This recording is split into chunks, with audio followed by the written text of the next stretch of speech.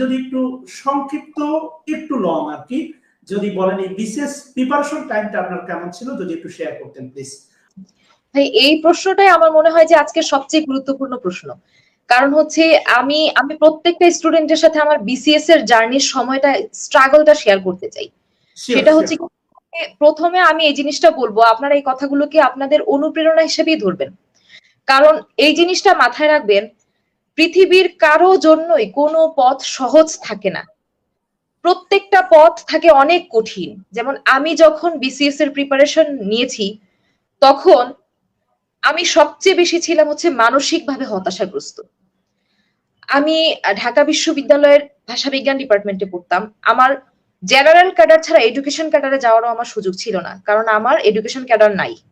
আমার পেলে জেনারেল ক্যাডারে পেতে হবে, তার মানে আমাকে প্রথম 300 জনের মধ্যে থাকতে হবে।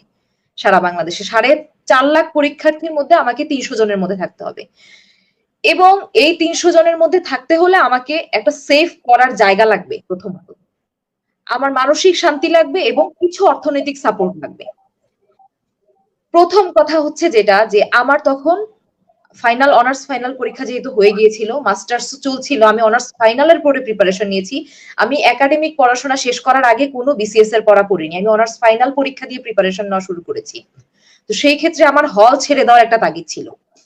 আমি জয়েন্ট ফ্যামিলির সন্তান, আমার ভাইয়ের বাচ্চারা সবাই আমাদের একসাথে আমরা থাকতাম। তো সেই ক্ষেত্রে জয়েন্ট ফ্যামিলিতে থাকলে সবাই কিন্তু টুকিটাকি কাজ করতে হয়, সংসারে হেল্প করতে হয়। তো রান্না বান্না, অনেক হেল্প, বাচ্চাদেরকে সময় দেওয়া সহ অনেক কিছুই কিন্তু করতে হয়। তো সেই কাজগুলো করে পাশাপাশি আমি টিউশনি করতাম। টিউশনি করে তারপর ইউটিউবিং শুরু করলাম। ইউটিউবিং এর জন্য স্ক্রিপ্ট লেখা, ভিডিও করা, সেই ভিডিও এডিট করা, এগুলো অনেকগুলো কাজ করে তারপর বিসিএস এর প্রিপারেশনটা নিতে হচ্ছে। সেই সময়টা যেটা সবচেয়ে বেশি প্রেশার ছিল, যে আমার আশেপাশের মানুষ, আমার বাবা মা ভাই বোনকে সহ বিরক্ত করে ফেলছিল যে আপনার মেয়ের অনেক বয়স হয়ে যাচ্ছে, তাকে বিয়ে দিচ্ছেন না কেন, তার তো বিয়ে দরকার। কোনোভাবে আমার মা ছাড়া বাকি প্রত্যেকটা সদস্যের মাথায় জিনিসটা ঢুকাই দেওয়া হয়েছিল যে আমাকে এখন বিয়ে দিতেই হবে যে কোনো মূল্যে। তার মানে আমি বাসায়, আমার জন্য বাসায় থাকাটা সবচেয়ে বেশি বিপজ্জনক হয়ে যাচ্ছিল। যে বাসায় চোখের সামনে থাকলেই মনে হয় সবার চোখে পড়বে, এই যে ওর চোখের সামনে আসছে, ওকে বিয়ে দেওয়া দরকার, আমি পড়তে পারবো না। তারপরে ঘরের মধ্যে থাকলে আমার মনে হতো যে আমি গিলটি ফিল করছি, যে আমি তো সংসারের কাজ করতে পারছি না, আমি বই নিয়ে বসে আছি, কে না কি ভাবে। মানে নিজের ঘরের মধ্যে একটা অপরাধী বোধ, যে আমি কাজ না করে পড়ছি, অন্যদেরকে সবার পরিবারের প্রত্যেকটা সদস্য কোনো না কোনো কাজ করছে, ফ্যামিলিকে সাহায্য করছে, আর ওই সময়টা আমি সাহায্য করতে পারছি না। তো সেই সেই একটা অপরাধ বোধ। তারপরে হচ্ছে বন্ধু বান্ধবের কাছ থেকে খারাপ ব্যবহার পাওয়া শুরু হয়। যেমন আমার আমার মনে আছে যে আমারই কোনো একজন ভার্সিটির বিশ্ববিদ্যালয়ের বান্ধবী আমাকে বলেছে যে কি ডিপার্টমেন্টে পড়ছো, এই নিয়ে বিসিএস এর প্রিপারেশন নিতে আসছো, বা তুমি বিসিএস পারবা, এই টাইপের মানে এমন কমেন্টও পেয়েছি। তারপর আরো আরো অনেক অনেক ঘটনা তো আছে। কেউ কেউ এমন বানিয়ে দিয়েছে, ও হয়তোবা প্রেম করে এই জন্য বিয়ে করছে না, ওর হয়তোবা কোনো অন্য কোনো জিনিস আছে, মানে যত ধরনের ব্লেম দেওয়া যায়। তো এই ধরনের ব্যঙ্গাত্মক কথাগুলো সবগুলো ভেঙে ভেঙে বলতে চাচ্ছি না, তবে সকল ধরনের মানসিক প্রেশার, একদম বন্ধু মহল থেকে শুরু করে আত্মীয় স্বজন এবং আশেপাশের মানুষ, এলাকাবাসী, সব জায়গা থেকে ব্যঙ্গাত্মক কথা আসা শুরু করছে। ওই সময়টায় নিজেকে স্থির রেখে পড়ার টেবিলে রাখা, এটা যে কতটা কঠিন। মাঝে মাঝে পরিবারের সদস্যদেরই এমন কিছু কটু কথা শুনেছি, যে শুনে বই খুলে বসে আছি কিন্তু শুধু চোখ দিয়ে পানি পড়ছে, বইয়ের লেখাগুলো দেখতে পাচ্ছি না। তখন শুধু আল্লাহর কাছে বলতাম যে আল্লাহ, আল্লাহ ধৈর্য দাও, আল্লাহ আল্লাহ ধৈর্য দাও, যেন আমি যেন পড়তে পারি, আর পড়াটা যেন মনে থাকে। তো মাঝে মাঝে দুঃখ করে কাছের মানুষদের কাছে শেয়ার করতাম যে আমি এত পড়ি, কিন্তু আমার না পড়াশোনা মনে থাকে না।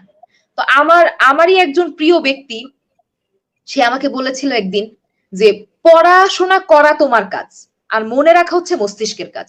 তুমি যদি তোমার দায়িত্বটা পালন না করে মস্তিষ্কের দায়িত্ব নিয়ে চিন্তা করো, তাহলে তুমি পড়বা কিভাবে? তুমি তোমার দায়িত্বটা পালন করো, তুমি পড়াশোনা করো। মস্তিষ্ক কি মনে রাখলো না রাখলো সেটা নিয়ে তুমি ভাবো কেন? এই জিনিসটা আমাকে খুব সাহায্য করেছিল, যে মনে থাকুক আর না থাকুক আমি পড়বো, একটা বিষয় দরকার হলে 5 বার পড়বো, কিন্তু পড়বো। তারপরে আমার মনে হতো যেহেতু আমি একটা প্রেসারে আছি পরিবারের অথবা সমাজের, আমি যেন ফ্যামিলির কাছ থেকে টাকাটা না নিতে হয়, আমি এই চেষ্টাটা করতাম। অনার্স ফার্স্ট ইয়ার থেকে আমি টিউশনি করতাম। সেই টিউশনি ছেড়ে যখন ইউটিউবিং শুরু করলাম, আমি বুঝতে পারলাম যে ইউটিউবিং থেকে অর্থ আসে। তখন আমি আমার ইউটিউবিং এর অর্থটা ম্যাক্সিমামটাই আমি বই কিনতাম। আমার ঘরে এত বই, আমি একদিন দেখাবো যে আমার লাইব্রেরিটা, যে আমি যেই বইটার নাম বাংলা সাহিত্যে বা ইংরেজি সাহিত্যে পেয়েছি, ওই বইটা আমি ওই দিন যে নীলক্ষা থেকে কিনতাম। মানে এত এত বেশি আমি বই কিনা শুরু করেছিলাম যে আমি মাসে 8-10 হাজার টাকার বইও কিনতাম, যে আমি যা কামাই করতাম আমি পড়াশোনার পিছনে খরচ করব।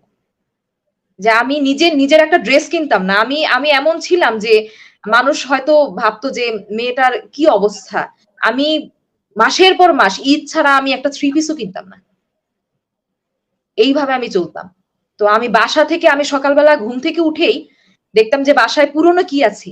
আমি বাসার পুরনো তরকারিটা একটা ডিম দিয়ে ভাজি করতাম, তরকারি আর ভাত ভাজি করে ওটাকে বক্সে ভরে নিয়ে চলে যাইতাম ভার্সিটিতে, যে লাইব্রেরিতে বসতাম, এবং সারাদিন আমি ওইটাই খাইতাম, যেন আমার খাবারের পিছনে টাকা খরচ না হয়।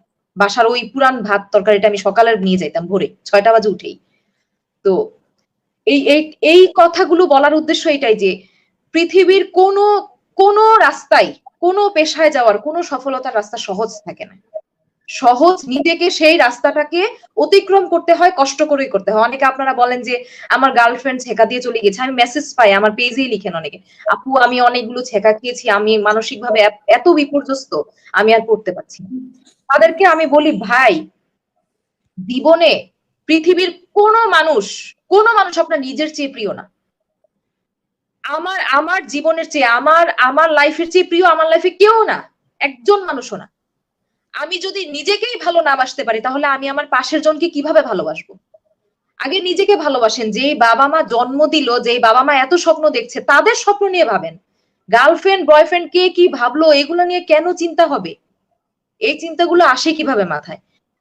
আগে চিন্তা করেন যে আপনি আমরা কয়দিন বাঁচবো। এই যে আজকে আমি সফলতা পেয়ে গেছি, আমি কিন্তু জানি না যে কালকে আমি বেঁচে থাকবো, এই জিনিসটাও কিন্তু জানি না। তো এই ছোট্ট জীবনটাকে আগে নিজেকে উপভোগ করেন, নিজেকে সম্মান করেন। কেন আরেকজনের কথা ভেবে আপনি নিজের জীবনের মূল্যবান সময় নষ্ট করবেন? একজন মানুষ আমাকে ছেকা দিয়েছে আবার কি ধরনের কথা? একজন মানুষ আমার লাইফে এত ইম্পর্টেন্ট হবে কেন যে সে চলে গেলে আমি একদম অসুস্থ হয়ে যাব, আমি মানসিকভাবে ভেঙে যাব? এরকম হবে কেন? এই ধারণাগুলো নিজেকে আগে শক্ত করতে হবে, যে আমি মানুষ হিসেবে শক্তিশালী কিনা, এই ধারণাটাই আগে আনতে হবে, যে আমার লাইফে যা কিছুই হোক সেটা আমাকে ছাপিয়ে যাবে না। গেল ছেকার কথা। দ্বিতীয় কথা, অনেকে বলেন যে আপু আমার টাকা পয়সা নাই, আমি পড়তে পারিনি। ভাই বিশ্বাস করেন, এইবার আমাদের সাথে বিসিএস এ যারা হয়েছে, আমি প্রায় জেনারেল ক্যাডারের 100 জনকে চিনি যারা সংসার পেলে বিসিএস ক্যাডার হয়েছে। আমাদের সাথে একজন ভাই পুলিশ ক্যাডার আছেন, যিনি ফুল টাইম তার বাবার ছোট চায়ের দোকান, সেই চায়ের দোকানে জনে জনে চা সার্ভ করে তার ফাঁকে ফাঁকে পড়ে বিসিএস ক্যাডার হয়েছে। আপনি নিজেকে কেন ব্লেসড ভাবেন না, যে যা আছে তাই নিয়েই ব্লেসড ভাববেন?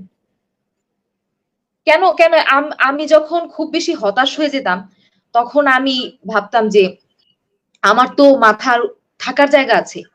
আমি তো খারাপ খাই, আমি মুরগির মাংস দিয়ে না ভাত খাইতে পারি, আমি তো ভাত খেতে পারি। কিন্তু পৃথিবীতে অনেক মানুষ আছে যারা 3 বেলা ভাতও খেতে পারে না, যাদের মাথার উপর থাকার জায়গাও নাই। এইভাবে চিন্তা করেন। আমি বলবো নিজের চেয়ে সবসময় নিচের মানুষগুলোর দিকে তাকান, যারা আপনার চেয়ে খারাপ অবস্থায় আছে। কখনো আমার চেয়ে ভালো অবস্থায় আছে এমন মানুষগুলোর দিকে আমি তখন তাকাতাম না। এবং আমার ফেসবুক আইডি ডিএক্টিভ করার এটা আরেকটা কারণ, যে কেউ যখন বড় করে নিজেকে শো অফ করতো, আমার তখন খারাপ লাগতো। আমার মনে হতো আল্লাহ, ওই অবস্থানটায় মানুষ মাত্রই স্বাভাবিকভাবে মানুষের ঈর্ষা আছে। আমি ফেরেশতা না যে আমার মধ্যে ঈর্ষা থাকবে না, আমার মধ্যে হিংসা থাকবে, ঈর্ষা থাকবে। আমার কষ্ট হতো, কেউ যখন বিয়ে করে আলহামদুলিল্লাহ লিখতো, আমার কষ্ট হতো। এই জন্য আমি ভাবতাম যে আমি ওই জিনিসগুলো এখন দেখবোই না, না দেখে আমার চেয়ে খারাপ অবস্থায় যাদের আছে তাদেরকে অনুপ্রেরণা নিব, নিয়ে আমি ভালো জায়গায় যাবো।